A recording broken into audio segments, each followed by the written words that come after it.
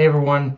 So, yeah, obviously the big thing with this chapter to talk about is that Labrava makes a return, helping the heroes by hacking into Skeptic's network and assumingly putting an end to his control over UA, which is kind of ironic when you think about it, how things have come full circle in the sense where Labrava was first introduced, her intentions weren't too dissimilar from Skeptic's, but now she's here helping the heroes and shifting the balance of power back in their favor.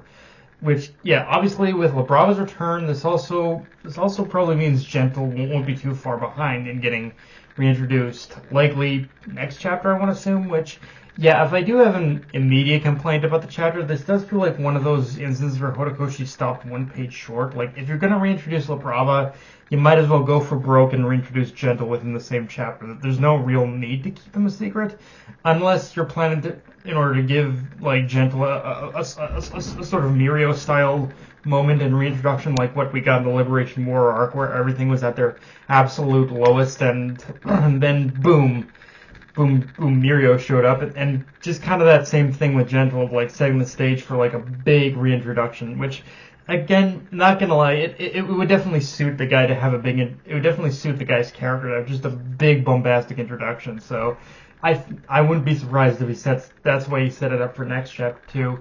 And yeah, I wanna, with all that being said, I do want to talk about Gentle and Labrava as character, because sometimes I feel like I exist in a very small bubble of being the only one who really likes them, and the reason for that is pretty simple.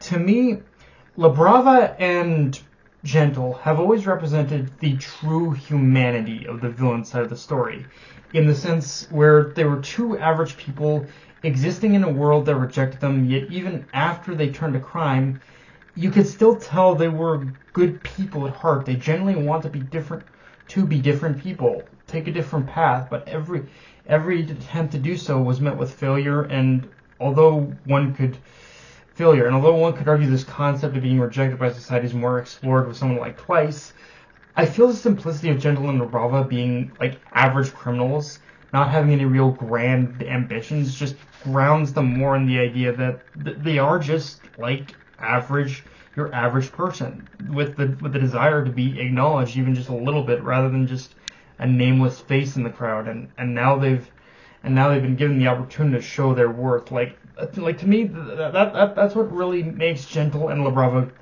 like great villains, is that they're the kind of villains where you can kind of put yourself in their shoes. You can say, yeah, and anyone could pretty much find themselves in the exact same situation as Gentle and Labrava. Like they're just extremely relatable in that sense. There's not like you could like for the other villains, they're, even though they have sympathetic backstories and whatnot, they're clearly villains. They're clearly antagonists. But with Gentle and Labrava, it's very much that thing of like, we once tried to be normal. We once tried to be like everyone else, but ultimately we couldn't find any worth in being that. Like, I think that's something that anyone I think can put themselves in Labrava and Gentle's shoes and say, yeah, I think we've all kind of experienced that at some point in our life. Yeah, we never turned to crime like they did, but I think there are people who do find themselves in a very similar situation as them, I think, at points in their life. With that said, though, one of the big things with this chapter is we get confirmation that, yeah, at this point, the one Izuku is facing right now is Shigaraki, not All For One. And the way it's explained to us by the second user is that All For One is having trouble unifying his identity, is having trouble merging his identity with Shigaraki's. And first thing to talk about with that is whatever Izuku's idea to reach out to Shigaraki, I'd say there's no better chance than this one. Like, the window of opportunity is open, but it's also closing very fast. So whatever Izuku's gonna do, he better do it now. One thing I also liked, based off what we've seen so far, is that it kind of feels like All For One's own hubris is basically biting him in the ass. Like, All For One, I think, pretty much assumed things would go way smoother than this, and Shigaraki would just surrender himself, body, mind, and soul. But yeah, it's more than you bargained for, isn't it, asshole? Like Shigaraki's will is growing Shigaraki's will is a will, and his will to remain whole, remain who he is. It's a little stronger than you think, wasn't it? Which, yeah, Shigaraki to me has always, among the villains, he's always been obviously being the main villain of the story. He's always had a lot of epic moments in the series, but him saying, "You want to have another chat, hero?" Ain't happening. I'm your villain. Like that feels like Shigaraki's way of saying, "Yeah, you had your chance way back when in order to make your case. Now we're sailing this my way." Which, yeah, I'm sure Izuku still has a plan on how to reach out to Shigaraki, but he's not gonna make it easy on you though. And I do like how this idea that whether by All for One's doing or not, there is kind of this idea that persists that Shigaraki is and was always going to be Izuku's All for One. Like they just grew. That they're the same person, but they grew up in completely different scenarios, and even now that remains the case, that they're each other's ideological opposite, even with all the interference from All for One himself. And yeah, La Brava, can I make a special request?